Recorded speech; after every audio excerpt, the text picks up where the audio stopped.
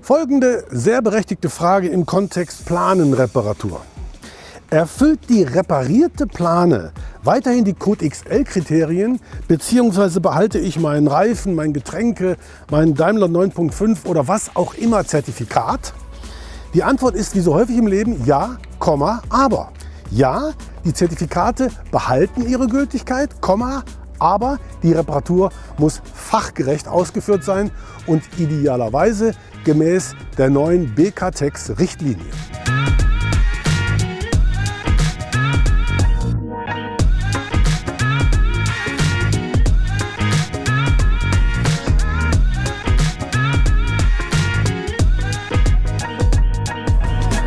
Bei der Reparatur muss natürlich mindestens die gleiche Planenqualität verwendet werden, also ladungssicherungsgeeignetes Material mit 850 Gramm pro Quadratmeter. Der etwas dickere und verstärkte Vertikalgurt braucht eine Mindestzugfestigkeit von 2300 Dekanewton.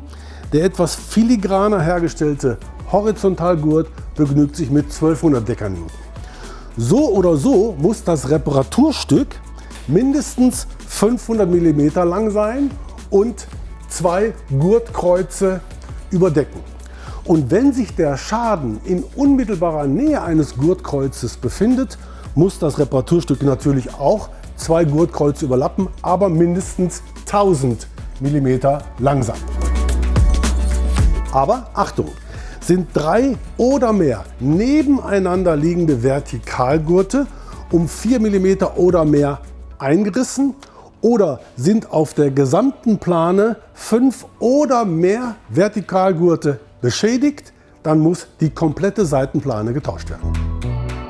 Der Bereich um die Schadenstelle herum muss zu allen Seiten gut 150 mm mit einem gut entfettenden Mittel gereinigt werden, nehmt zum Beispiel Bremsenreiniger, und anschließend das entsprechend große Reparaturstück thermisch aufgeschweißt werden. Selbstverständlich muss auch die Durchstoßung selbst oder der Schnitt auch noch thermisch verschweißt werden. Seht euch dazu bitte gerne nochmal unseren vorangegangenen Beitrag bei Krone TV an.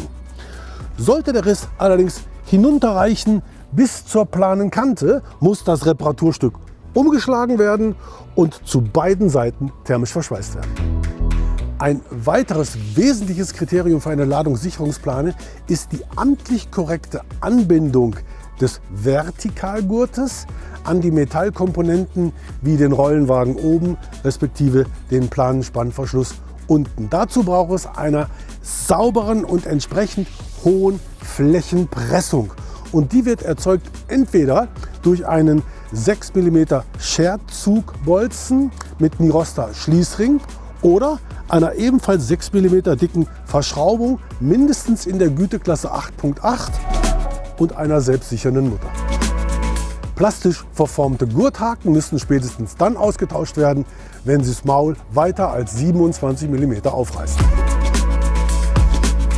Und damit wirklich alles bis auf den I-Punkt fach- und sachgerecht zugeht, befolgt bitte unbedingt die brandneue BKTEX-Richtlinie aus Oktober 2021.